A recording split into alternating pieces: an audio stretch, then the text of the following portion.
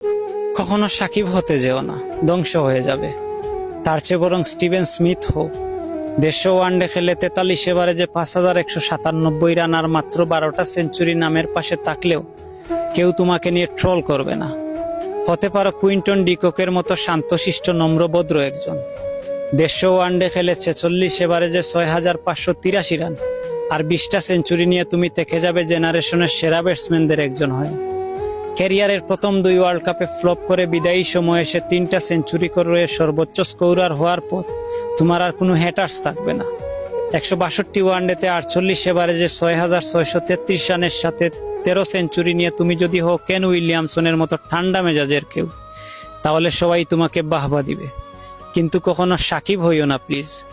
70 test খেলে প্রায় 38 এভারেজে তোমার নামের পাশে 4600 রানের পাশাপাশি যদি তাকে 242টা টেস্ট উইকেট কিংবা 247 ওয়ানডে খেলে 37 এভারেজে তোমার নামের পাশে 7770 রানের পাশাপাশি যদি 317টি ওডিআই উইকেট থাকে, অথবা যদি 129টি টি-20 ম্যাচে 2551 রানের পাশাপাশি যদি তাকে 149টি টি-20 উইকেট কিংবা তুমি যদি হও 1.5 দশক ধরে সব ধরনের ক্রিকেটের বিশ্বের সেরা অলরাউন্ডার, তবুও তুমি কয়েক ম্যাচ খারাপ খেলার কারণে প্রতিনিয়ত টলের শিকার হবে তোমার ভক্তকুলের আর হ্যাটার্সদের কাছে। কিংবা দেশের জন্য খেলার মাঠে কোনো প্রতিবাদ করলে তুমি হবে বেয়াদব। দেশের জন্য লড়াই করা ও প্রতিবাদ করা প্রথম ঐতিহাসিক ক্রিকেটারের নাম সাকিব আল হাসান। তার কৃতিত্বের কথা হয়তো সবার মনে নেই, কিন্তু মনে রাখবেন বিশ্ব ক্রিকেটের সাকিব একজনই। হয়তো সে দেশে কোনো ট্রফি এনে দিতে পারেনি, কিন্তু দেশে সাকিব অনলি ওয়ান পিস।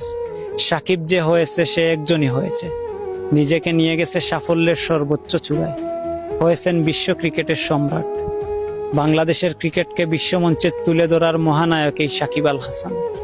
দীর্ঘ 1.5 যুগের ক্যারিয়ারের 1 যুগ পুরো ক্রিকেটে বিশ্বকে শাসন করেছেন। সাকিব এক জীবন্ত ইতিহাস, ক্রিকেটের মহাকাব্য। বিদায় কিংবদন্তি, বিদায় মিস্টার ব্যাট বয়, বিদায় নাম্বার 75।